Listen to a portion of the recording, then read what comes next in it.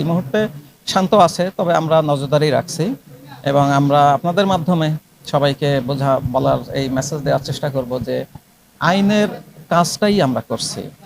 কেউ আইন ভঙ্গ করলে তার জন্য রাষ্ট্রের শাস্তির ব্যবস্থা রয়েছে। আমরা শাস্তির সর্বোচ্চ যে শাস্তির ব্যবস্থাটা যেন হয়, আমরা সেই লক্ষ্যেই কাজ করব। তো সুতরাং কেউ যেন আনরুলি না হই, আইন নিজের হাতে তুলে আবার নতুন করে আমরা আইন শৃঙ্খলার অবনতি ঘটাবো, এইটা যেন আমরা না করি, এই মেসেজটা আপনাদের মাধ্যমে আমরা সবাইকে দিতে চাচ্ছি। দিতমারি থানার ওসিকে ক্লোজ করেছি, কারণ ইতিমধ্যে একটা মেসেজ আমাদের কাছে এসেছিল ঘটনাস্থল থেকে যে এই মেয়েটি যে মিসিং হওয়ার পর গতকাল রাতে সম্ভবত তারা রাত 12টার দিকে হয়তো হবে, তারা আদিতমারি থানায় যায় এবং একটা মিসিং জিডি করার জন্য।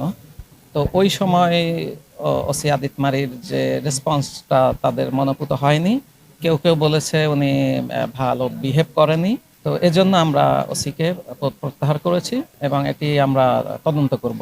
আইনানুগ ব্যবস্থা যেটা, সেটা আমরা অবশ্যই নেব। যখন আমরা নিয়ে আসি তখন আবার হঠাৎ আনরুলি হয়ে যখন রাস্তা ব্যারিকেড দিল, আমাদের গাড়ি সরকারি সম্পত্তির উপরে যখন অ্যাটাক করলো, আমাদের কেউ কেউ যখন অ্যাসল্ট হলো, তখন আমরা সরকারি সম্পত্তি এবং জানমালের নিরাপত্তা নিশ্চিতের জন্য আমরা জাস্ট সাউন্ড গ্রেনেড ব্যবহার করেছি। Sound grenade.